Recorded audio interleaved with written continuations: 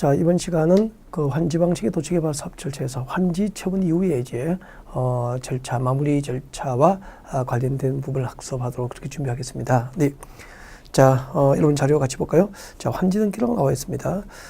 환지 처분 도시개발 사업 시행자는 환지 처분 공고가 있는 때는 공고 줄 것이죠. 10살 이내죠. 자, 10살 이내 미칠 것이고요. 밑에다가 10살 이내를 미칠 것이고 밑에다가 아니다. 지체 없이 적습니다. 지체 없이.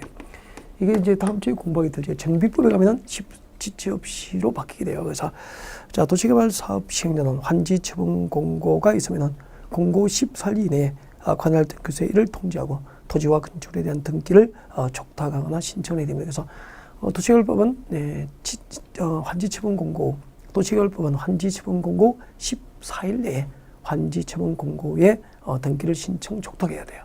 근데 다음 주에 정비법은 이제 소유권 이전 고지가 있는 경우에는 지체 없이 등기를 신청 촉탁하게 됩니다. 그래서 위에 살짝 메모해 둘까요? 도시개발법은 환지 처분 공고가 있으면 14일 내에 등기를 신청 촉탁합니다. 등기를 신청하거나 촉탁하여야 한다. 이렇게 되어 있어요. 그리고 이제 다음 주에 정비법이죠. 다음 주에 공부하게 될 정비법에서는 소유권 이전이 고시되면 소유권 이전 고시가 있으면 지체 없이예요. 지체 없이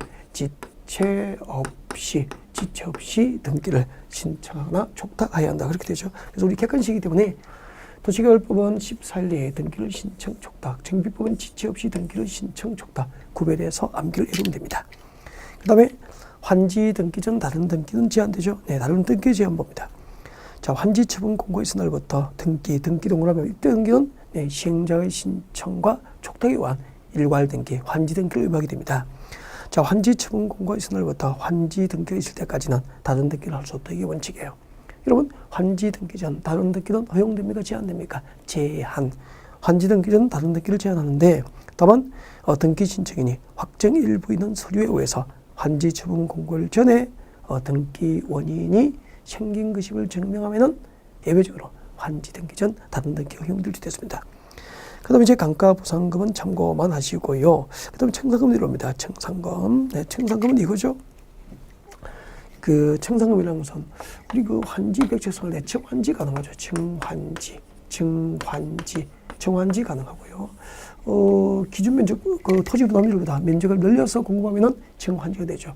그리고 반대로 이제 토지 부담률보다 면적을 줄여서 환지를 교부하면은 감환지가 되죠. 청환지, 감환지 그렇게 되죠. 청환지 하면은 기준 면적보다 면적을 늘려서 교부하기 때문에 이제 도시개발 사업 시행자가 그 토지 늘려서 토지 부담률보다 더 공급된 토지 땅값을 징수해갑니다. 그래서 청환지 하면은 청산금을 징수하게 되고요. 그 다음에 이제 감환지는 토지 부담률보다 면적을 줄여서 이제 실제로 환지가 교부된 경우이기 때문에 덜 교부된 땅값을 이제 도시개발 사업시행자가 교부를 해주죠. 그래서 청환지는 청산금 징수, 감환지는 청산금 교부 이렇게 되는 거예요. 네.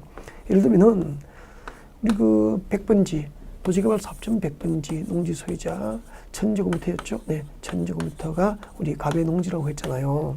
그러면은 토지 부담률이 50%라면 갑은 종전 토지 면적 1000제곱미터의 50%인 500제곱미터의 보류지로 부담하겠죠.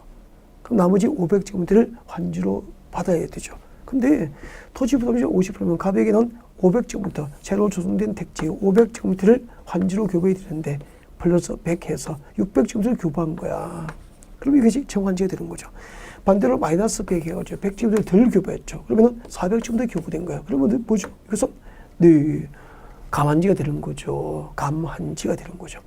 자, 그래서 토지 부담률보다 100제곱미터 더 교부되기 때문에 이제 청환자면은 그 100제곱미터 땅값을 도시개발 사업 시행자가 징수해 가요. 징수.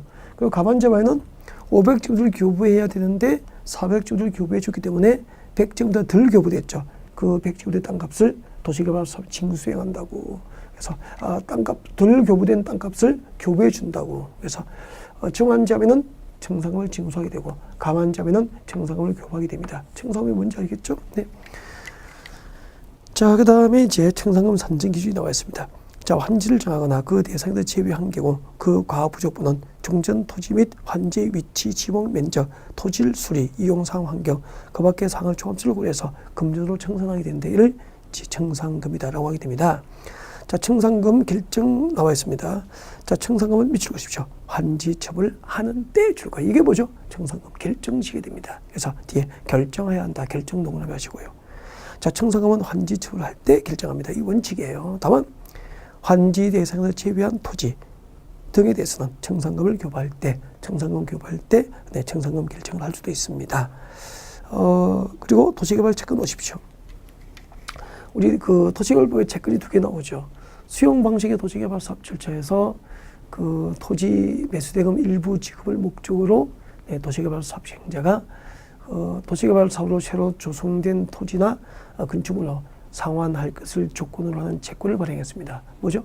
토지 상환 채권이죠. 그래서 도시개발법에서는 토지 상환 채권과 도시개발 채권 두 가지 채권이 규정되어 있죠. 자, 도시개발 채권이 뭐냐면은 발행 물질 좀 외우셔야 됩니다. 자, 도시개발 사업과 도시군 계획 시설 사업에 필요한 자금 조달을 목적으로 발행하면은 도시개발 채권이 돼요. 누가 발행하죠?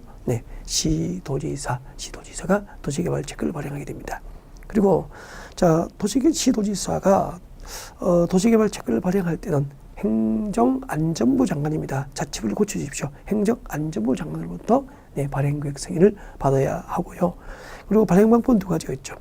도시개발 채권은 공사체 등록법상 등록기관에 미칠 것이죠. 등록 발행하거나 줄긋고 동그라미 1번 등록 발행하는 방법으로 발행할 수도 있고요. 그리고 무기명으로 발행 줄것이고 동그라미 2번 이렇게 해서 발행 방법이 두 가지예요.